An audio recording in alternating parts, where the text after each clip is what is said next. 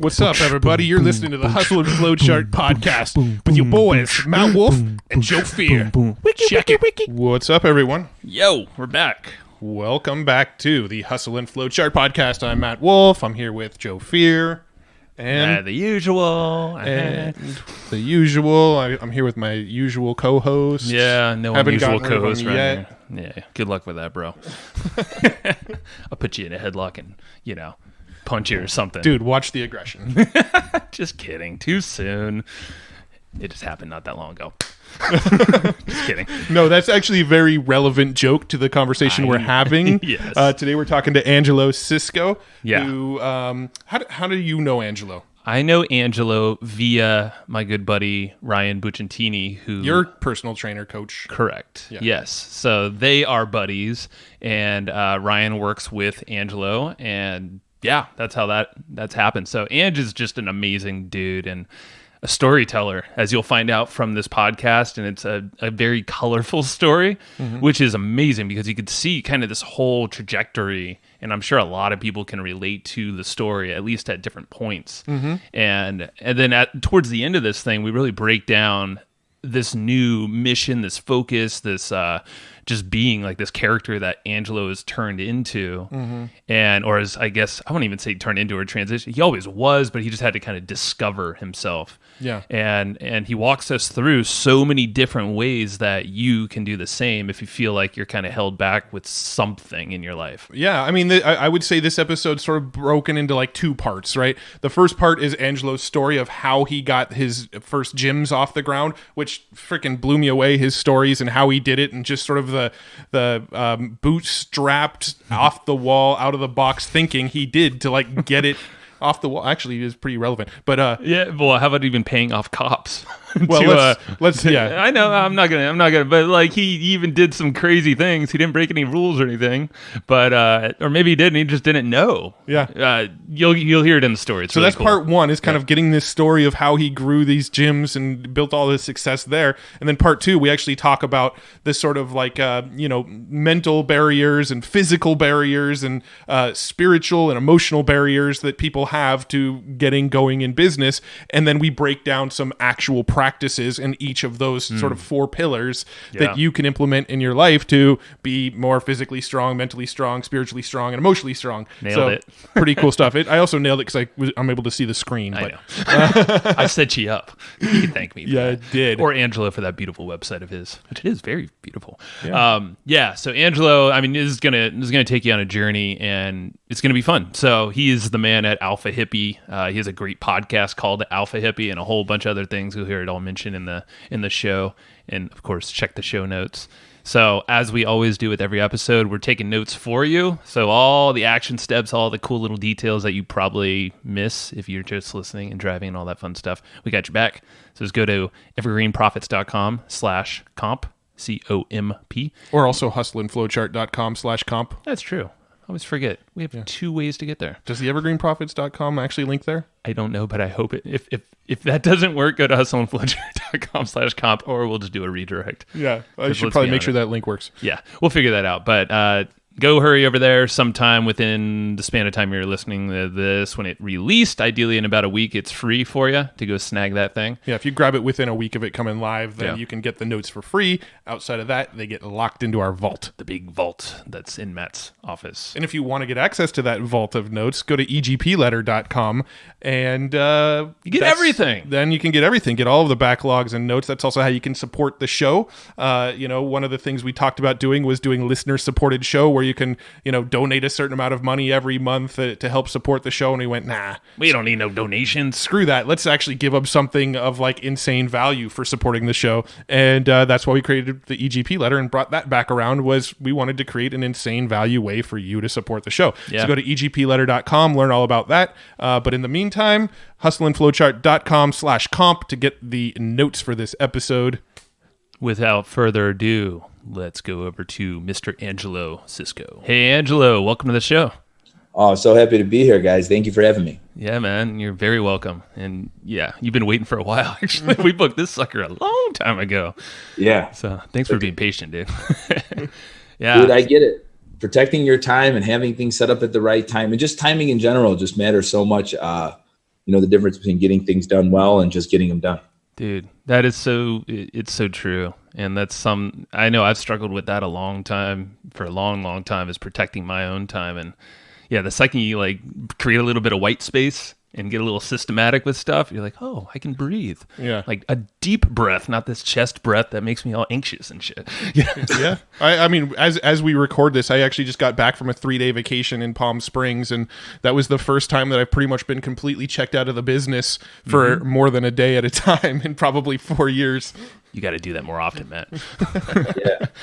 But yeah, and so like, yeah, we met you. I met you first, through good buddy Mr. Bucciantini, Ryan. Out of he's been training me still to this day. Started with CrossFit, and now it's more individual design stuff. I feel like I'm the best. I'm the best. Yeah, no, I'm the most fit right now, and I feel like mentally too. And this is where your influence, I feel like, comes over into Ryan. Just to kind of give a quick like backstory about how we know each other. It's just really cool to have you here to go deep dive, because I know Ryan, for instance, he's just like, dude, Ange is the man if you want no bullshit and like cut straight to the chase and like just get down to business, but in a good, helpful way, I know he relies on you. So, yeah, man, let's get into your backstory, because I know it's interesting and I know we're curious because there's a lot of stuff we don't even know. Sure, let's do it. Point. Go for it, bro. So I know you had a tragic accident that kind of kicked everything off for you. Yeah, you know what?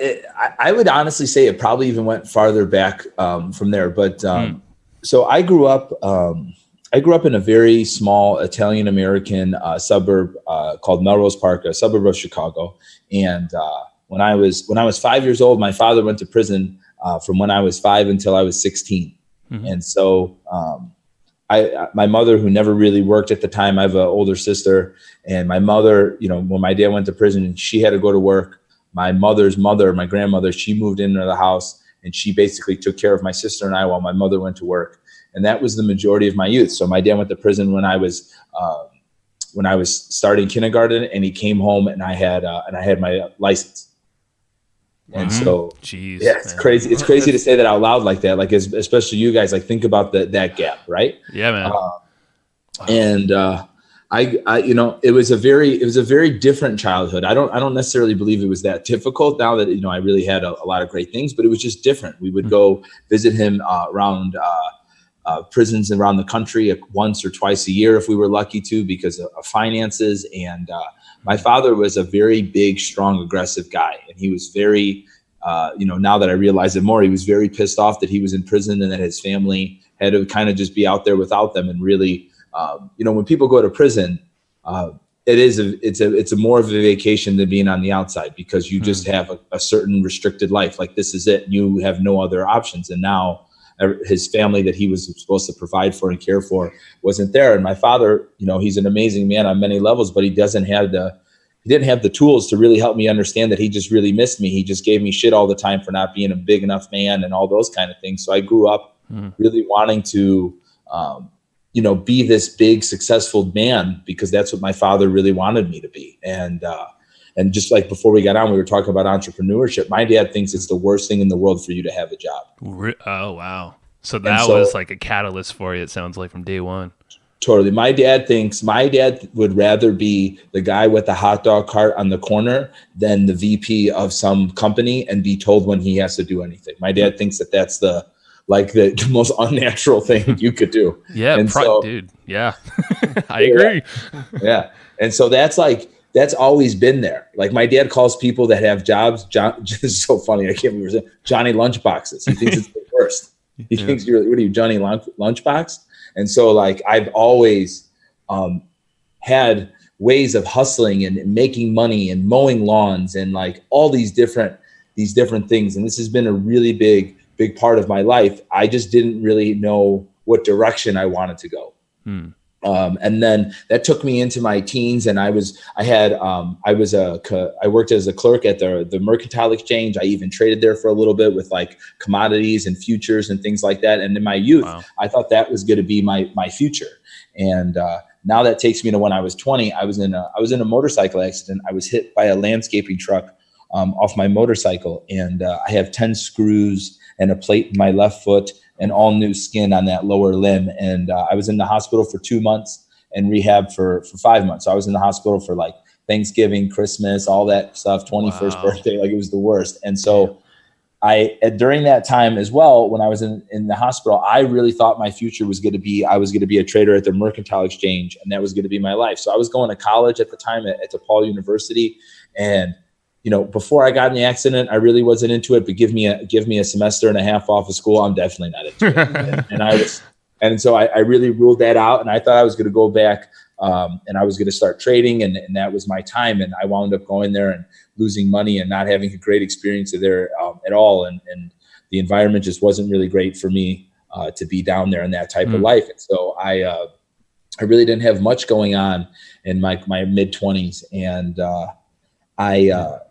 I just started gaining weight. I wasn't working out. I wasn't taking care of myself. I was walking with this outrageous limp. I just wasn't really feeling good about my future. I didn't really have a great identity. And during this time also, my parents got divorced. And what was really crazy for me, and even in my 20s, is I had such an identity wrapped around the family that my father went to prison for 11 years and my parents stayed together, and that made us a successful family. Wow. Not realizing I didn't have the understanding that, man, could you just, I couldn't imagine being separated from my wife for 2 months, what kind of people would be. Right. I'm surprised that's insane. Yeah, my mother, God damn it, guys, is a keeper. My dad filed for divorce. My mother wouldn't leave you if you beat her half to death. She's an amazing woman. Oh, man. Yeah. She's a trooper. But anyways, so they got divorced, and now I have no school. I lost money trading. I'm not happy.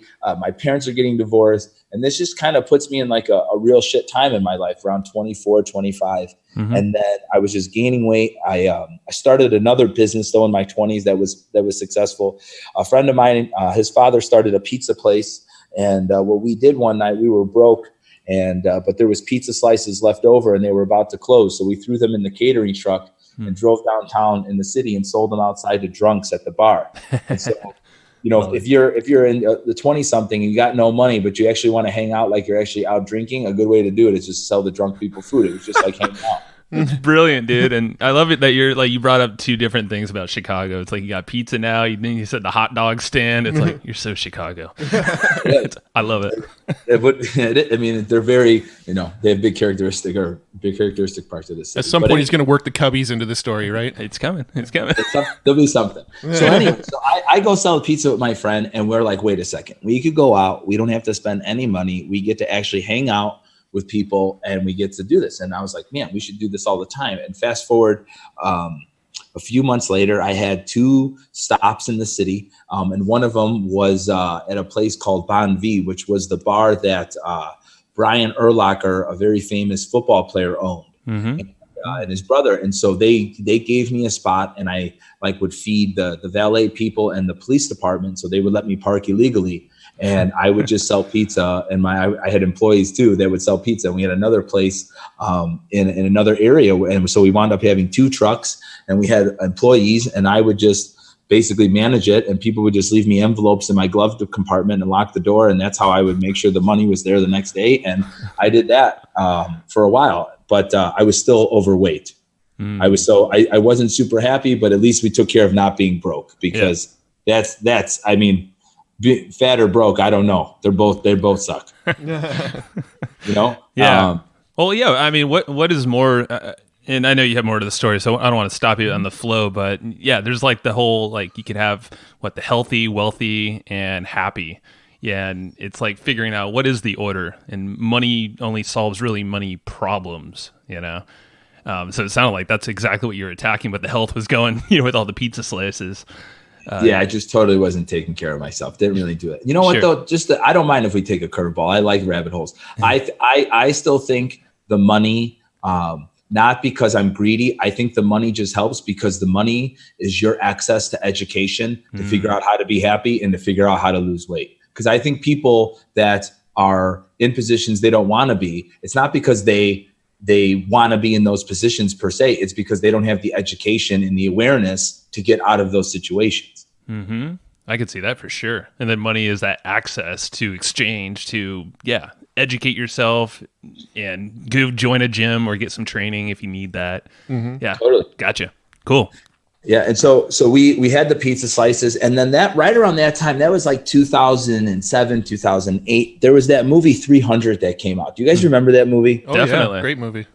All right. And so that was the first movie where you saw 50 people just shredded to shit, killing Persians, right? That's a good point. And I was like, oh, damn, how did all these people get to look like this? Because usually in those movies, there's one guy. Yeah. You know how he got there because they locked him up in a cage for 3 months before the film. Right.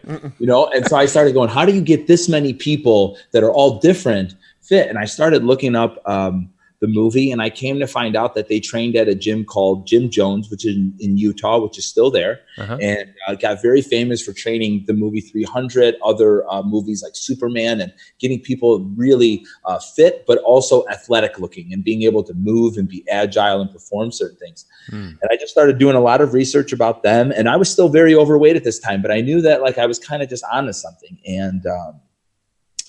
And then I found out Jim Jones was at this thing called CrossFit. And I was like, okay, what's this thing called CrossFit? And this was still the blog days where, you know, you just had people, it looked like Craigslist, you know what I mean? The website, it was terrible. Right. And but it was a big deal, you know? And then so January 5th, 2009, I recorded a fitness test, and I did it. And that was the first official day that I started doing CrossFit. There wasn't any CrossFit gyms around here at the time, so I just did it on my own. But I had so much freedom because the business was basically running itself Wednesday through Sunday night. So I got to work out all day, learn about nutrition, write my own stuff, go practice it because I had so much time. Yeah. And so what wound up happening is that I lost 95 pounds in 7 months. And it was amazing. And I was like, oh my God, this is so great. And so I had a whole new lease on life, and people were asking me to work out with me because all of these people in my neighborhood saw me running around and doing all that and doing all this crazy training. Dragging weird things on the street and lifting odd blocks off the road or something. Yeah, dude, you had to figure stuff out because it wasn't like, this is pre-Rogue. Yeah. This was back when like they put a workout of the day up on a site and everybody just kind of went to the site to see what the workout was, kind of thing. Yeah, and you came and you tried to make whatever you had to do it on. Like I would go do workouts at certain parks because they had good pull-up bars. And it was all over the place. Like, you know what I mean? Yeah, and, scrappy. Yeah, and that's just how we had to do it. And I started training people for free, and I was like, man, this is so much fun. Can I make a career out of this? And and this is the funny part of the story. So I go, okay. And when I was really overweight, one of my, like, you know how like when people are overweight, they have like a fat guy goal, like a fat guy wants to go to the beach with the 6-pack, like all that kind of thing. Right. Yeah. Okay. And I had like I think there's multiple ones, but one of my fat guy goal is right by Lake Michigan. They have the lakefront, and it's beautiful by Chicago. And I wanted to run along the lakefront with my shirt off. It was like, man, it was like fat guy moment to the max. I love like, it. Slow motion video. Yeah. I was really hoping you were going to say you wanted to go to a Cubbies game without your shirt on. Nah. Oh, never. I would never be that guy. I would beat myself up. But so I started like going down there and running, and it was great. And I was thinking about training people, and I used to park right by a gym that's like a Globo gym. Yeah. And so I walked in, and I was like, listen, my name's Angelo Sisco. I want to talk to the manager of the personal training. And we sat down, and I said, hey, listen, I have no experience besides this, what I've done. I really want to do this though. Would you hire me? And he hired me that day. And, wow. I went through the little training process, and it was like my second day actually working there. And they wanted me to wear a shirt that I felt that was too tight for me. And they wanted me to wear a name tag, and they wanted me to like walk up to people like on the sneak while they were like on the treadmill and try to spark up a conversation about personal training. And I was like, F this, I'm out of here. Now, is this like a big name gym, like a 24-hour fitness, LA Fitness, that kind of thing? That style of gym. Because I was like, I don't know how to be a personal trainer. I know I want to do this, but I don't know how to like do this. And so I walked out after 2 days, and I sent the text message out of my phone, and I was like, hey guys, I'm I'm going to be training people now at the so-and-so Civic Center in Melrose Park. I'm offering 3 sessions for $50. So it's like $16 an hour, which was just, I was like, listen, if I could get 10 people, 10 people a week to pay me $50, this is a sweet gig. And I'm already making enough money. This is just for shits, and dessert. And she go, and I did it. And I got those clients at the end of that first month. And then that was in July of 2009. And then September, it was getting a little bit chilly here in Chicago. And so I rented a racquetball court space for around another year or so. And then right around September of the following year, I was kind of getting a little unhappy with, like, I would have to close because it was the holidays, or like I couldn't train people because it was like a village hall on all those like days. And I didn't care about those silly holidays. And so I was like, you know what, I'm just going to go open up my own gym. And so I started looking around and I found this building on Craigslist. And at the time I only took cash for my training. I didn't pay, anything. It was just cash, IRS, and you're not listening to anything. Guys, if you really want the $2,000, come and get it. Okay, I'll make it. Right. Yeah. Okay. It wasn't that much at the time. So anyway, I find this place. I'm only making cash, and I have to go fill out this like lease application, and I don't even have a bank account at the time. Yeah. And I call up my sister. I go, hey, listen, meet me at the bank. I need to put my name on your card just for 2 days and on all her accounts. And so my sister, she's game to the death. She lets me in, and I sign all that stuff. I put the accounts on there. Wow. And I find this dungy little place in a 2,500 square foot spot in an alley that it was in industrial, where it's not like nice industrial around here. It's like, it's in it. If I picked it, I wouldn't pick it today. Just put it that way. And gotcha. You like your life, right? Yeah. Like, oh man, it's crazy. It's so funny that this is where this gym is. And so I open it up, and they call the realtor calls me up, and she's like, hi, we called the bank to verify your accounts. We see that you don't have enough money in there for first and last. And I go, I'm on my way. I don't have a check. I have a bag of 20s. And I counted out my first and last month's rent on the crusty factory warehouse floor in $20 bills to my landlord, and said, listen, I just take cash in my business, but I'm sure you're not going to have a problem with it. You're fine.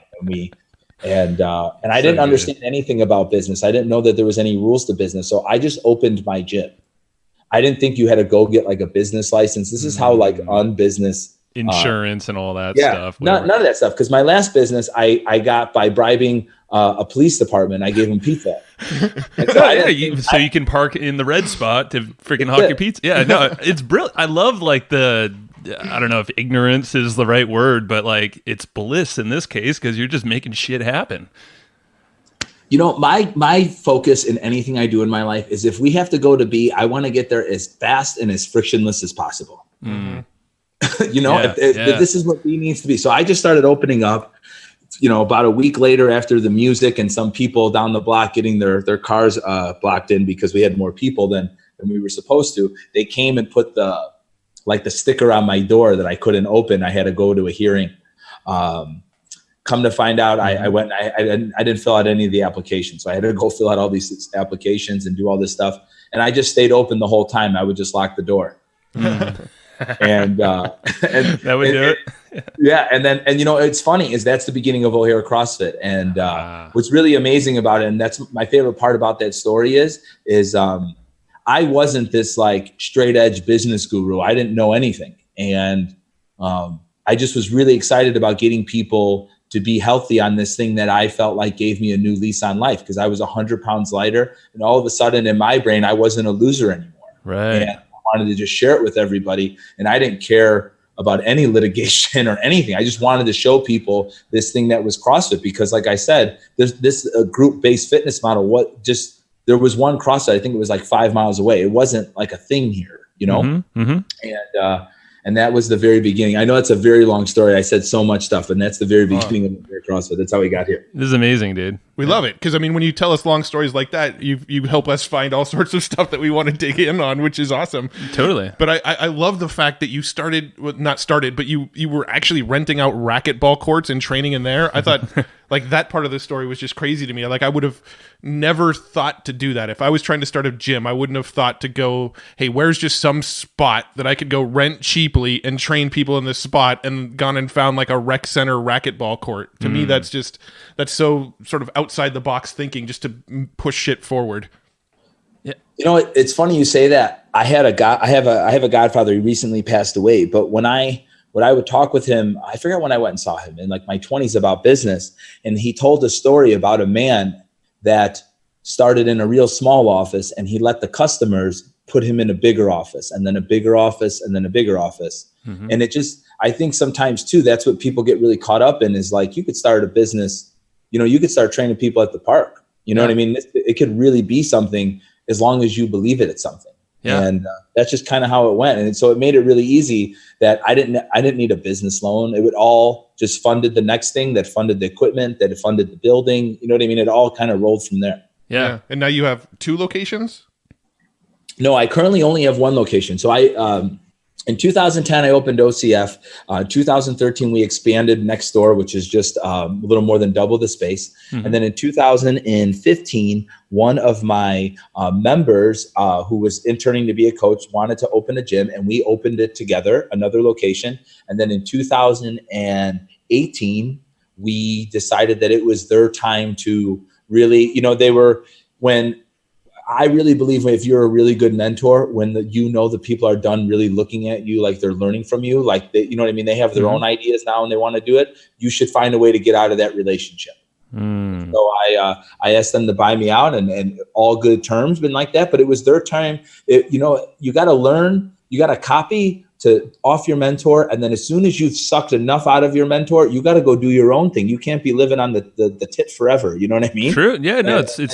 It's getting that confidence built up, and now you know some systems, some principles that you can carry along with you, and and have a great relationship with that mentor, because that could lead to the next mentor, of your evolution. Totally. And that's my favorite thing. And I've really done that with the people that I've really looked up to, and I hope people continually do that with me.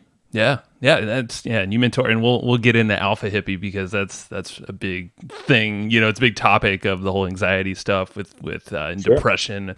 But before that, have you always had like a chip on your shoulder as a kid? Like, did you have something to prove to the world, or your dad or your mom? Was that a big driver for you? Yeah, that's a really great question. So, this is a really fun story, but here we go. So my father grew up in a family where his father worked 2 jobs and barely spoke to him, and a mother that basically blamed him for everything that was wrong in the house. And to the point where when he was 14 years old, she forged a work permit for him that said he was 16, just so she could take his check. Wow. And so my father grew up in this household, also very overweight. So my father would get teased by kids from being overweight. And then he would come home and be something always wrong for him. So he grew up very in his own and very, quiet and like that. And he also hit puberty and turned into a bigger man. And he was 6'1", and he's always a bigger man. My dad's got hands like first baseman's mitts.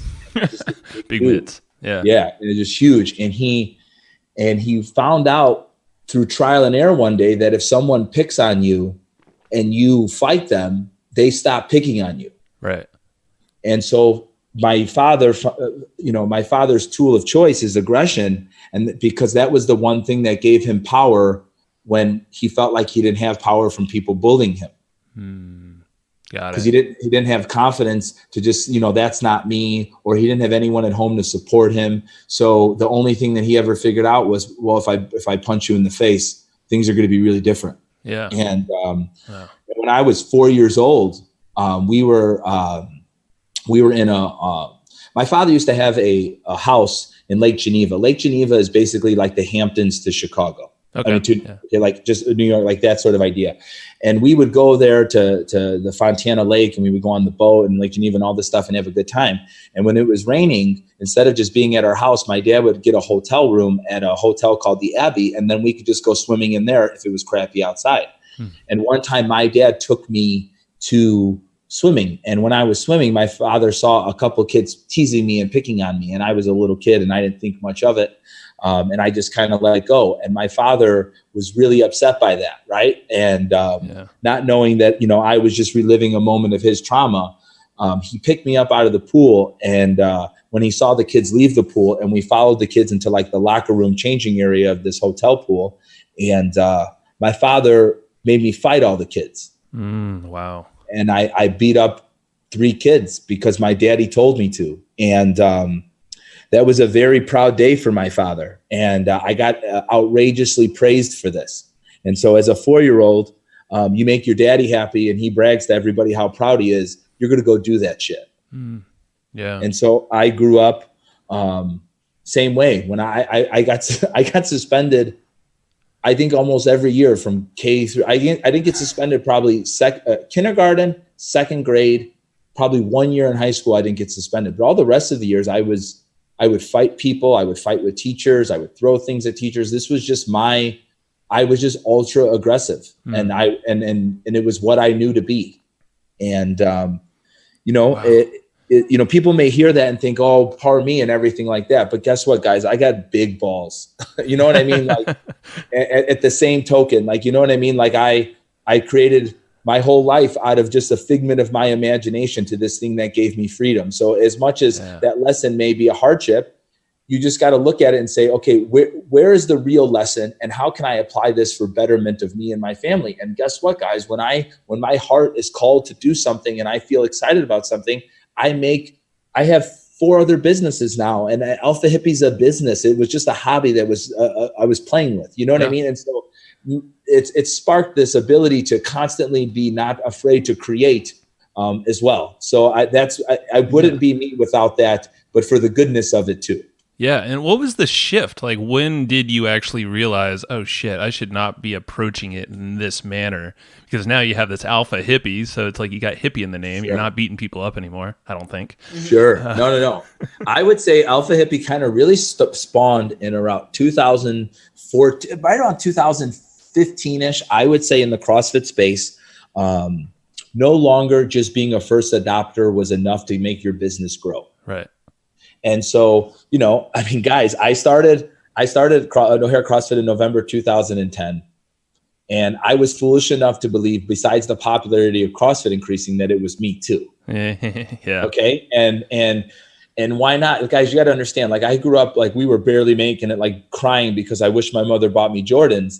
And like 1 year we grew 275%. I thought I was fucking Rockefeller. I mean, I thought it was the coolest thing ever. Yeah. And so, and then what wound up happening is I wound up being very lucky. And maybe this goes back to our original thing is I had enough money then that we were growing as a business and I had a team, but we weren't growing at the rate that we were. And I started being a really big victim. I was blaming my employees, blaming the clients. It was a whole, like, just complete victim mentality. And I stumbled on this thing one day called what's that book called? Emotional Intelligence 2.0. Mm-hmm. Yep. And I was like, okay. And I got this. And then I started digging a little bit more in this emotional intelligence thing. And one day it all hit me where I was like, okay, wait a second. If my business sucks, this is a direct reflection of me. If I fix me, the business gets fixed. This is all this equation really needs to be. Mm-hmm. And I felt the most empowered I have ever been in my entire life. Wow. And I was like, okay, so now I have no ego about going to get the answers and paying for the answers and asking people for help. I just didn't know where to apply it. And then I went really big into joining masterminds and self-development and meeting people that were making more money than me, better than me. But I was just fortunate enough that the business was at a place where it could fund me to go to a retreat in California for the weekend for $2,000. Like, I was so fortunate that I was able to have that bump of CrossFit, because then as soon as I realized that I was the limiter, that's what really created Alpha Hippie and everything that I've been doing and me helping other people. I thought for many years that in order for me to win, I had to burn you down. Yeah. With aggression and force and just push, go. Totally. Yeah. I used to joke, but if someone opened a gym near me, that I would burn it down. And people didn't think I was joking. And partially maybe I wasn't, but like it was that kind of mentality, and if you want to be a winner, then there has to be losers, kind of thing. Totally. Like this closed-minded lacking abundance mindset. And then I just went really deep into learning all this stuff and really looking at me and really saying, why do I do this? And more importantly, where did this behavior come from?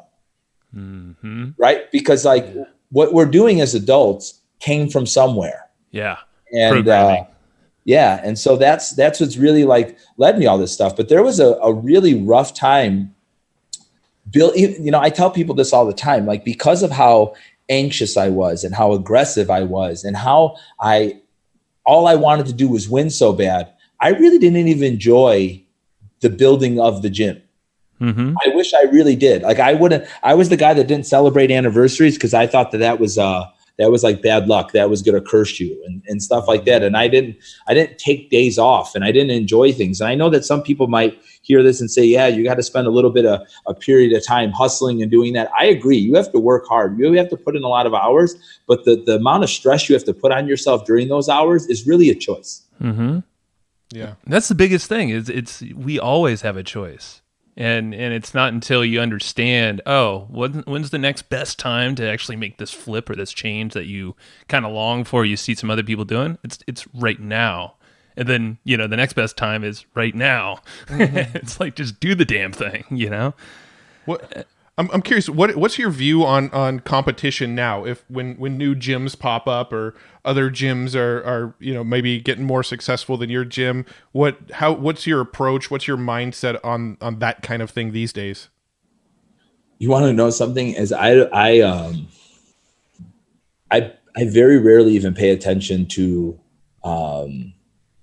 something like that in a negative manner. If somebody else opens up, and they're just really at the end of it, they're going to make me have to be better anyways. Mm. And I think I used to look at them as a nuisance instead of a chance for growth. And I think that's like anything. If there's another more competition, or if a good client leaves, or if one of your employees sucks, it's just a real chance for you to grow. And you wouldn't grow if something was great, if it wasn't quote unquote bad or having a negative feeling to it. You know what I mean? It's just, it's how you really grow, because we're just meant to be just comfortable. Yeah. You know what I mean? Yeah. We're fighting for this idea of homeostasis, just neutral. That's what we're dying for. That's true. And wouldn't that be, that's kind of a freedom feeling. I mean, that is freedom, to get to this point where you don't have things gnawing at you. And it's just this kind of little bit of white space. Yeah. Well, I'd almost argue that once you find that homeostasis and you kind of find that balance where oh, cool, my finances are finally where I want them to be, my health is where I want it to be, everything's kind of running smoothly, I feel like that's when you start to feel like the business is monotonous and you start to get bored with it. And I don't think you realize how important the ebb and flow is until you're in that point of homeostasis and you realize, oh shit, this isn't necessarily what I want either. No, that is that's true. It's you kind of got to put yourself in the position to be ready for the turbulence at all, because it's there. You just got to find out where it is, and it's not there in a bad way, but it's just there to wake you up. Right. Yeah. So where do you find yourself now, possibly struggling or slipping up? Since this big kind of change you've had in your whole mindset there, are there triggers that pop up? And then, in addition to this, what are some common triggers you see other folks that you mentor that pop up for them? Yeah. I know this is cliche, because I when people say this, I kind of make a face, but we're all just kind of a work in progress. Sure. We're really trying to figure things out. And for me now more than ever, it's really understanding. My wife is 6 months pregnant. I'm going to have my first child September 9th. I heard. Congrats, dude. Oh, I didn't know that. Congratulations. Thank you so much. And, my wife and I have done a lot of work separate. We've done a lot of work together. But when we found out we were pregnant and we went through all this thing, a lot of things that I feel have just gotten much more heightened, and my interactions with people and everything, and even remembering childhood memories. They're not necessarily trauma, but just remembering things from my childhood or where things came from. I've had this crazy more awareness of where things are really coming from, instead of just letting them just play out. And I've really just started looking at every relationship that I have, whether that be with people that go to my gym, or people that work for me or work with my other companies or anything like that. And I'm trying to see how I could make the relationship as best as it possibly could be to bring the best out of that person. Mm-hmm. And that has been my biggest focus. And what really happens though too is for you to bring the best out of someone, you see your shit so much more. Right. Because all the things that I quote unquote get bothered or triggered by other people are literally just reflections of me. Right. It's a comparison thing. So in your head, at least this is the case for me, you see something like, and you're always judging yourself. You're like, oh shit, but there's this thing I really want to work on that I'm not the best of yet. So then you can go into the cycle of either beating yourself up or trying to be constructive and, figuring it out. Yeah, absolutely. Because you know what it is too, and I'm sure you guys see this as in all the work that you've done or that you do, is how you communicate and what you're saying and your body language and everything about communication is this amazingly tough thing to do really well. It's really hard to get people to truly, truly empathize and understand with you. I don't care what anybody says. Mm-hmm. Like it takes a lot, right? Because most people's conflicts, I'm willing to bet, is literally because one side couldn't understand what the other side wanted. And for some reason, there was a breakdown in getting them to understand it. Miscommunication. Yeah. Yeah. And so for me, that's what I've been really focusing on is how am I approaching certain people? How am I talking to certain people? What is my behavior? What is my body language? Even working on affirmations, how I see certain people, really just trying to dial in that and making sure that I really believe that I'm a teacher that just helps people be the best version of themselves. Yeah. And, more than a businessman, that's who I am. That's my art. And in order for me to bring the best out of people, I have to see them at their very best. Mm-hmm. And that, my friends, is one of the most challenging and most rewarding parts of my day, because it's a wrestle with 35 years of built up programming plus, new fresh lenses that I'm trying to keep on. Ooh, dude, this is good. Okay, this is good shit. Okay, I'm going to say really quick, I can completely relate to you with the whole baby coming thing, because that's, I have it written down. I was like, a baby coming. I'm going to bring this up to Ange, because my wife's pregnant as well. And awesome. I've noticed that you said the awareness is all heightened. Everything is just like you start kind of becoming a little bit more aware of your actions, your time spent, how you interact with people.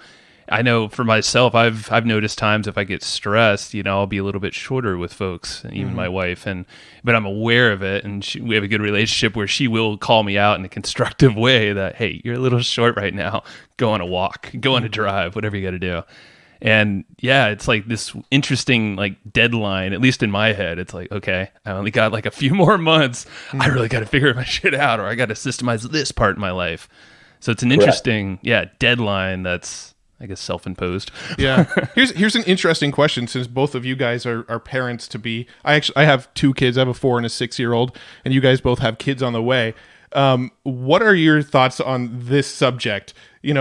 So a lot of the most successful people that that you read about, you hear about, even us included in this conversation, there's been a lot of hardship that's led us to where we are now. There's a lot of shit that we had to deal with along the way, a lot of pain, a lot of stuff that, that broke along the way.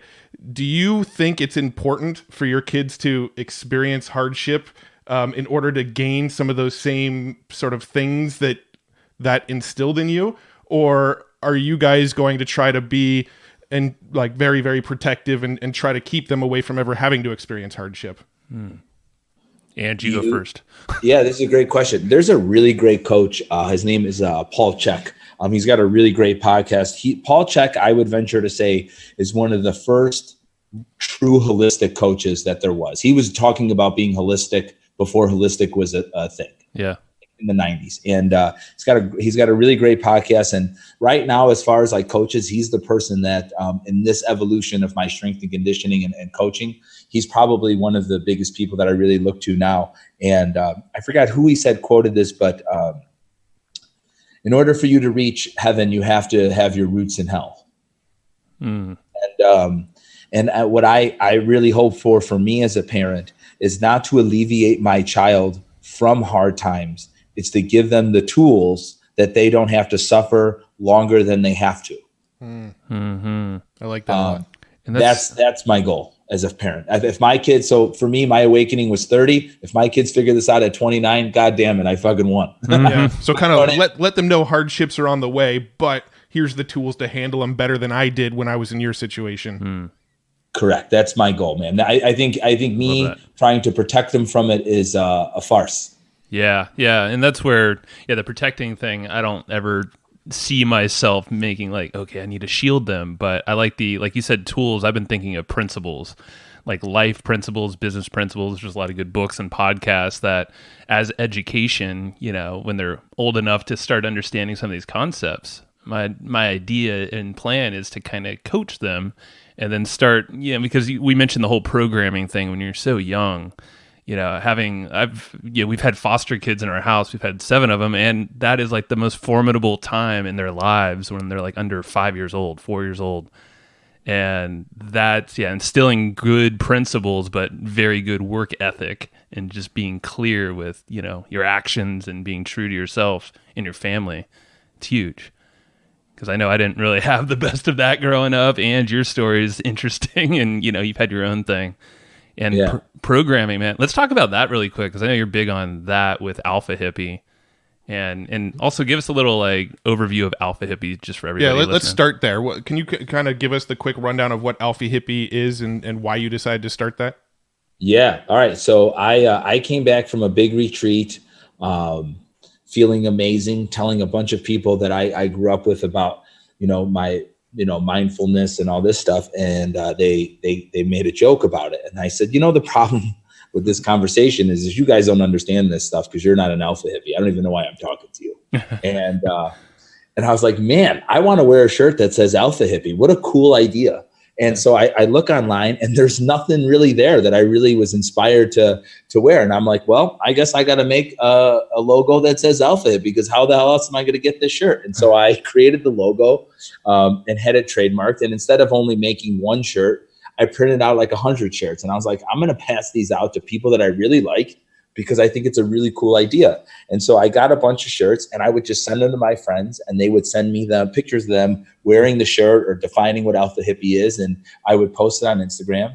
And I went to this huge festival called Envision Fest in Costa Rica. And I brought a big duffel bag of shirts there, passed them out to everybody, left them there. And it was just kind of like a fun little movement, like kind of saying at first. And I was like, well, what else would really help get this message out? And what's something that would also give me a lot of energy?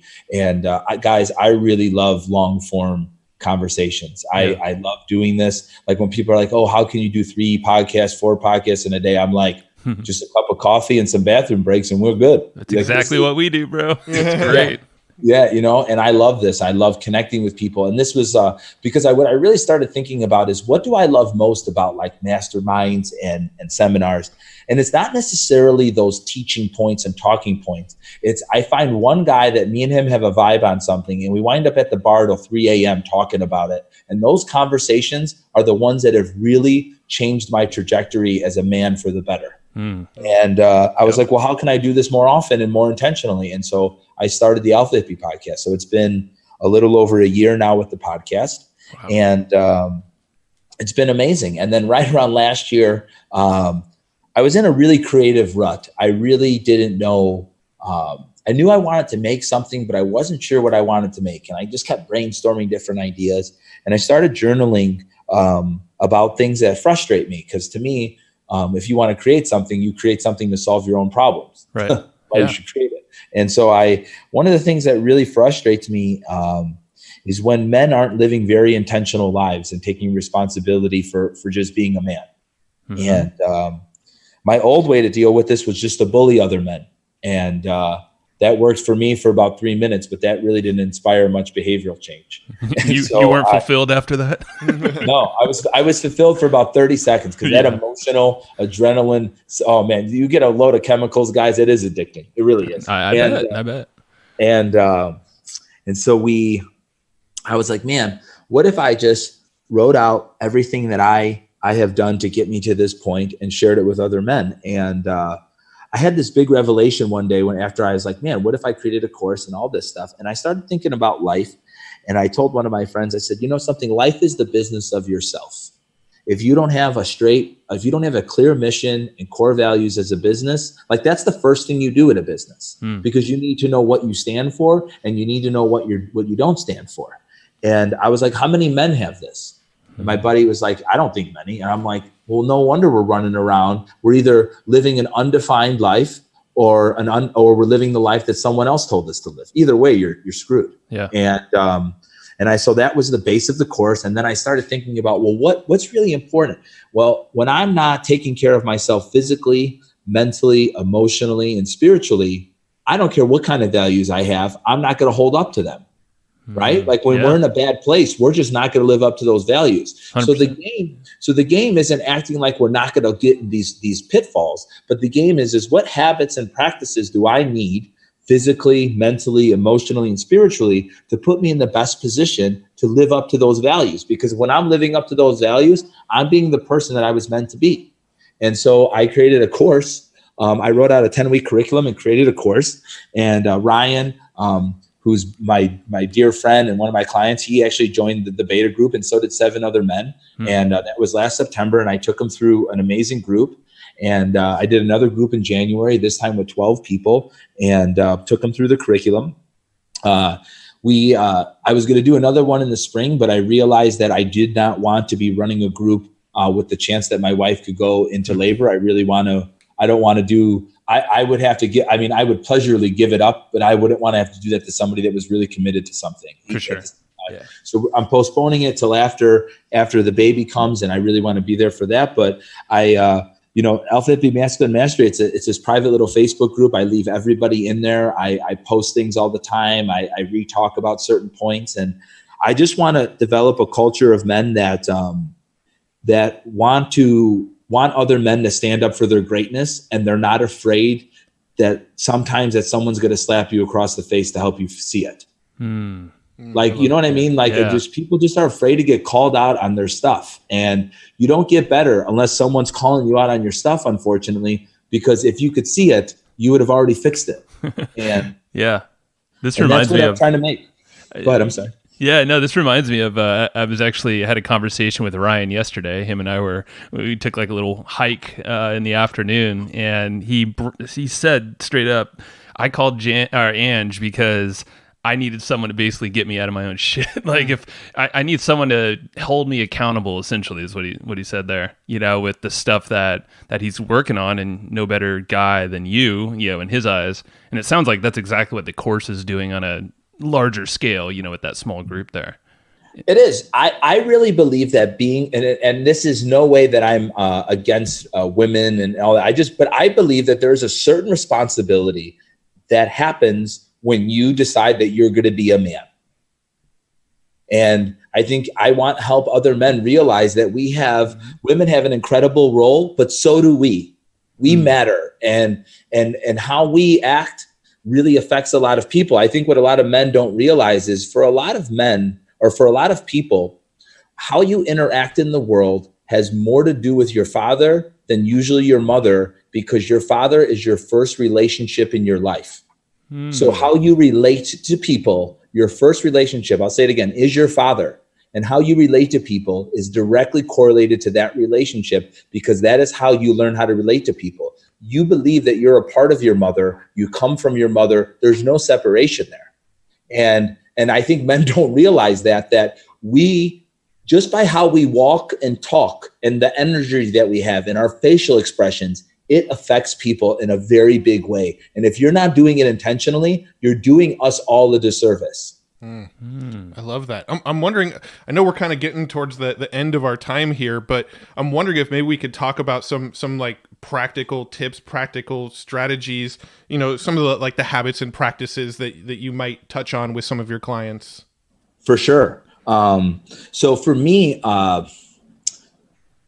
getting a physical practice. So that means some form of working out, some form of taking care of your nutrition. I'm not saying you have to be on a certain diet, but that physical, the nutrition, the exercise, the breath work. And this is kind of, gets a little taboo for some people at first in the course. But part of the Alpha Hippie Masculine Mastery course is you have to take some form of a self-defense course. Ooh, interesting. I like that. And at first, some people had some pushback on it. And I said, well, let me ask you a question. What do you think you're here for? And men are here to love, protect, and teach. That's it. Love, protect, and teach. That's what you're supposed to do.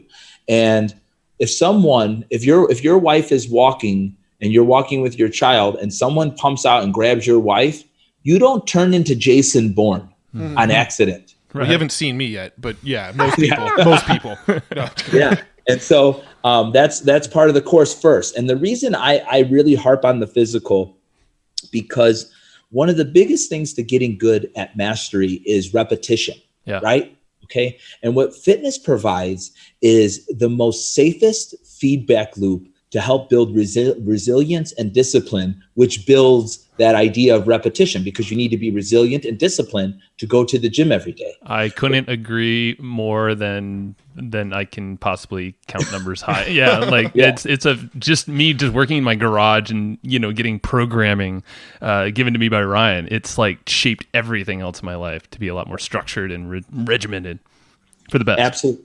No, absolutely. And my other favorite part about fitness is fitness and exercise is probably one of the only places that you could fail and it doesn't really hurt, it goes against you. So if I wanted to run a mile in 8 minutes and I went and I ran the mile in 10 minutes, I could just come back tomorrow and try to run the mile again. My self-worth doesn't go away. I don't, it doesn't really affect that many people. But what it really teaches you to do is how to be resilient and how to come back and do that. And you need the discipline to show up consistently. And so for me, if you could get those two things down from the physical, everything else you have to do and change in your life comes from your ability to be disciplined and have resilience. Do you have a preferred martial arts that you steer people to? I do, because I love jujitsu. Yeah, I knew you were going to say that. We talked to so many so many of our interviews that we have on the show are obsessed with jujitsu, and it's definitely a common thread among really, really successful entrepreneurs that jujitsu is a part of their life. Yep. I just got back from it before we got on this podcast. Here's the deal about jujitsu: is everyone has to practice to get good at jujitsu. You're just not good at jujitsu, right? And what jujitsu is wrestling. But imagine that wrestling is checkers and jujitsu's chess. Got it. Wow. Okay. And for me, the reason I love jujitsu is because it's this endless place for me to be a beginner. But I will tell you guys the truth. What I really appreciate the most about jujitsu is what I think most people appreciate about surfing. It just gets you in the rhythm of life. It gets you in rhythm with things. You can't just bull rush in jujitsu and think that you're going to be good. I have to feel your pressure. You have to feel my pressure. I have to feel where your foot, and I have to move in rhythm and unison with all this thing. It's almost like when you watch people dance or, I said, surfing, like being a part of that. And it really creates this place where you feel really connected. And I really love it. I do it 2 to 3 days a week. I really, really enjoy it. I recommend that everyone, should give it a try. And specifically to females, jiu-jitsu teaches you how to not be powerless on your back, where for most people, not just females, males included, even to myself, being on your back and having someone on top of you smashing their shoulder into your face just doesn't, you really have to get trained out of your flight or fight response to really be able to handle yourself. And I think it's just important, because the reality of the situation is that position can be a reality for you. And I would rather know how to get out of it than get there and not know what I'm doing. Hell yeah. Yeah. I mean, I'll be totally honest. Martial arts, I actually took Taekwondo when I was a kid, but this was like really young, like maybe 10 years old. But martial arts as an adult has always sort of intimidated me. I've always thought, I don't know if I want to go to a place to just get beat up. You don't want to get your face smashed in. I don't want to get my face smashed in, so I've always been sort of intimidated by going to any sort of martial arts, because in my mind it's like, all right, cool, I'm going to go in and I'm just going to start sparring with people and get my ass kicked from day one. So Ange, talk us into, because I'm kind of in that same boat, but I'm visualizing how that's very constructive, and we have so many damn friends. How do you get us out of our office and into a jiu-jitsu gym? You want to know, you guys do what I did. You ready? Yeah. Is you did private sessions for 3 months with somebody that was a much higher belt than you, that went really slow with you and broke it all down from you. And sure, it's going to cost you a little bit more money, but then when you go to class, you're going to feel really comfortable. You're going to know when someone is a good partner or a bad partner, all that stuff. That's what I did, because I didn't want to go there and have some white belt that was just all aggressive and get me hurt, man. I got a family. I don't want to be hurt, but I also want to learn to appreciate the art. So if anyone's apprehensive about that, I understand it. And hell, you may just be apprehensive because someone's going to choke you. And I get it. But like doing it with someone that is educated, that is a far bigger belt than you, that is going to teach you but not be a bully to you, has been the greatest thing to get me deeper into jiu-jitsu. So that's what I recommend, guys. Perfect. I love that. And I have a few names, a few people I can think of right now to go approach. Well, you and I could go share a private one, and we definitely going could. on lessons together. There you go. All right, so we got the. I know you have like the 4 pillars, and just running a little tight on time. So we talked about like physical mastery of Alpha Hippie. So you have the mental game and spiritual and emotional, right? Right, for sure. So for the mental game, the major thing I recommend for all men to do is start journaling. Mm-hmm. I really believe that men have lost touch with their intuition. And I think that's one of the most hallmark, amazing parts of being a great man, is having an intuition that you have wrestled with long enough that you actually trust it. Yeah. And I can speak into that too. I journal a lot. I do fall in and out of the habit. I'll journal every single day for like 3 months straight, and then I'll go like a week or two without, and then I'll kind of feel my head getting all weird and go back to it. But one thing I do notice about journaling is that you find that you already have the solutions to a lot of your problems. And I've fleshed that out through journaling. Is a lot of times when I don't know the next step, I don't know the next path, I'm sitting here going, oh shit, I have no clue where to go from here in our business, in our relationships, and whatever. And throughout the course of journaling, I find that just by putting my pen to paper, all of a sudden answers start to flow out of me. Mm-hmm. Agreed. You know what it is? It's just like this. If I came on here and told you about my problems, you guys would be able to tell me in 20 seconds because you're objective to it. And journaling allows you to become objective with your mind. Yes. I love it, man. So journaling's huge. And I know you're big on meditation and stuff like that. Sure. I just discovered this new thing about meditation. You guys want to hear this? Ooh, I love it. Yes. So I was watching one of the Joe Rogan's podcasts, and there was a guy. His name is Naval something. Please forgive me for Ravikant. Oh God, I'm nerding out so much. Yeah. So I really enjoyed his podcast, and this guy really talked about meditation, and he went back and forth with Joe about it. And I was like, man, this is a great thing. So one of the things that people tell you about meditation is that sometimes you're supposed to count breaths, you're supposed to say a mantra, you're supposed to do all these things. What's the difference between me saying a mantra when I'm meditating and me looking at social media? It's all a distraction. You just label it good or bad. You're right. And so what I've been doing is I just sit there and my brain goes every different direction that I could think of. And then I try to make sense and really understand why my thoughts are these certain thoughts. And my goal is to make myself at enough peace where there are moments without any thoughts, where I can just be still. And so, that's what I've been really working on lately. And at first it's a little bit tougher, but after 3 or 4 days, that inner chatter just goes down a couple decibels it's not even that loud throughout the day. Yeah. I remember that specifically from the podcast because Joe Rogan was talking about counting the breaths or just following his breath.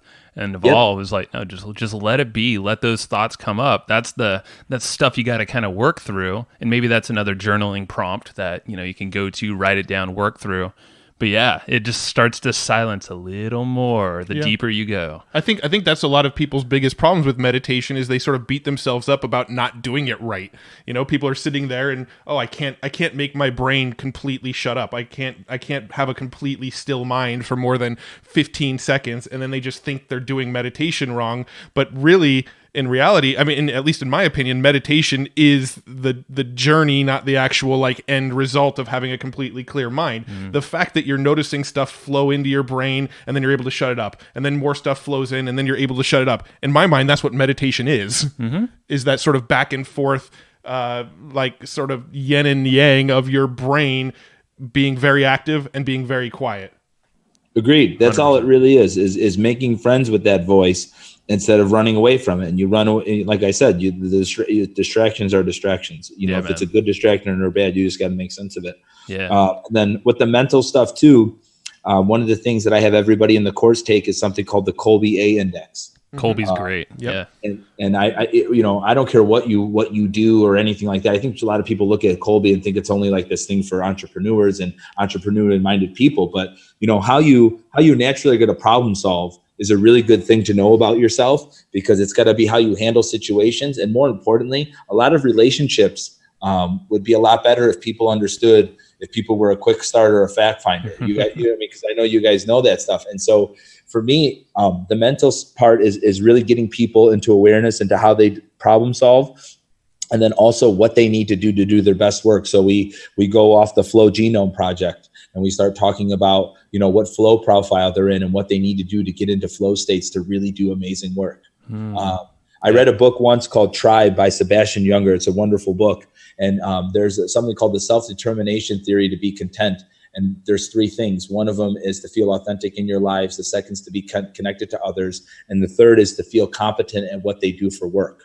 And I think more people aren't really understanding that part of your happiness really is predicated upon how the level of satisfaction you get in your work. If you knew that, you would really figure out how to, if you can't change your job, at least you would figure out how to hack to make it a little bit better for you. Oof, I love that. All right. Well, you just answered one of our final wrap-up questions. Okay. I know you're tight. We got to get you rolling. Guys, I have I have 7 more minutes. All right, cool. Let's jam quick and without our tangents, because I know we're slowing it down a little bit. That's all good. I love it. Spiritual and the emotional stuff. I just want to hit on those pillars. Yeah. So spiritual, I'm a big proponent of something called human design. It's based upon the time you were born and when you were born, and it gives you a really good layout of decision making. And I found it to be incredibly accurate for people. For me, spirituality is believing in something bigger than yourself and trusting in it. Right. And I have no view or opinion on religion. If that's what you need to feel that, then go ahead and do that. Sure. Right. Like whatever it is. But for a lot of people, I think what religion can create sometimes is it lacks individuality. Right. Yeah. We're all Catholic. We're all Christian. Well, there is so many little other layers besides just labeling a Lutheran or anything like that. There's so much more to people. And what human design lets people really see is really how they were meant to operate and be amongst in the world. And my hopes is doing that is helping people letting go of all the things that they need to hold on to try to self-identify with. And that's where most people are struggling spiritually, is they're just attached to a certain identity or certain way of things are, instead of being what they really are supposed to be, or trying to be like someone else. Yeah. And the spiritual time is probably when I spend the most time doing all the one-on-one calls with everybody and really helping them wrap their head around that, because, you tell me it's one thing, but it's 5 layers deep. You know what I'm saying? Sure. Yeah. It's an onion. You got to unravel that bad boy. Yeah. And for emotional mastery, what I really work with men on is something called nonviolent communication. I'm a really big believer that a lot of men are angry and rageful, not just because of emotional trauma, but because of lack of communication skills. Mm-hmm. They don't know how to tell someone without tearing them down that they hurt their feelings, and they wouldn't like them to hurt their feelings anymore. And here's what they would need, so you don't hurt my feelings anymore. What do you recommend for people to work on that aspect? Sure. Yeah. The book is, there's a book, it's called Nonviolent Communication by Marcel Roseberg. It's a framework in order to do this. And I always carry this around with me. It's called Nonviolent Communications. The basics as I know and use them. And it's like a 50 page small book that gives you like the cliff notes of it as well. But it just really, and these are really good to turn to if I have something to say, but just, if you guys did something to offend me saying it in an objective manner and not labeling you or giving, crediting you with doing something of malicious or a malicious attitude or anything like that, it's just going to get you one step more to wanting to resolve this problem. 100%. Yeah. And I think that one of the things that I think Joe and I have a lot of respect for you around is the way you communicate. It is the way that you have, Joe's mentioned it many times already today, that you have a very no bullshit attitude. Like, you don't dance around things. You just say it as it is. This is what's on my mind. Take it as it is. There's no malicious intent. But it's objective. It's very objective. This is the way I feel right now. Yeah. And that's one of the things that we love about you, is that you have that attitude. And I think it's something that both Joe and I really strive to have in our own communication skills. Mm-hmm. But yeah. I know we've got to wrap up here. You've mentioned a handful of books already on this episode: Emotional Intelligence 2.0, Tribe, Nonviolent Communication. Are there any other books that you refer to often or recommend a lot? Sure. My favorite book on just the type of person that you should be is Marcus Aurelius' Meditations. Yeah, good one. I think anyone that could be the emperor of the free world and not be a greedy pig, I want to learn from. Yeah, absolutely.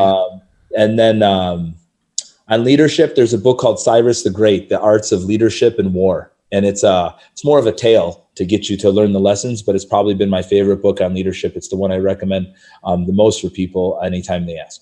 Love Perfect, it, man. Love All it. right. And then final question, where do you want to send people after listening to this episode?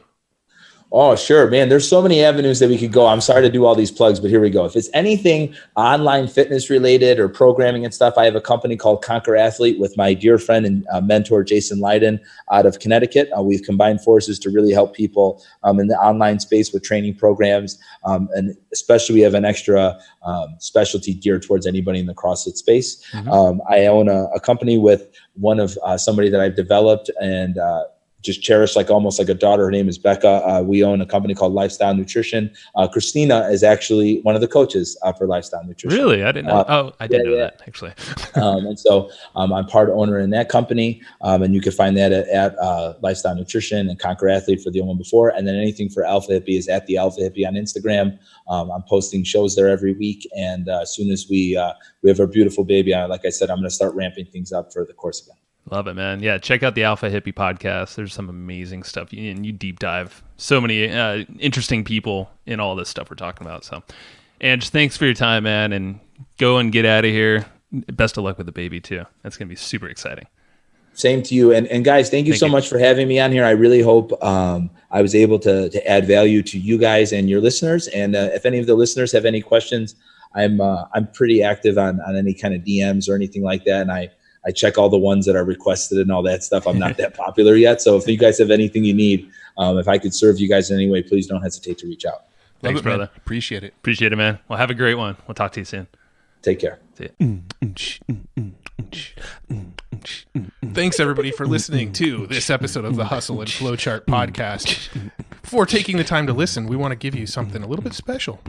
Every single episode that we do, we actually have somebody on our team take notes. We basically have a Cliff's Notes version of every episode where you can go and find all of the tips and tactics that they laid out, all of the resources that they laid out, all the good stuff from this episode. We actually have a nice simple notes version that you can find on our website. So go to evergreenprofits.com, find this episode that you just listened to, and give us your email address and we'll send you the notes. Thanks for listening. Go get it. Wiki wiki.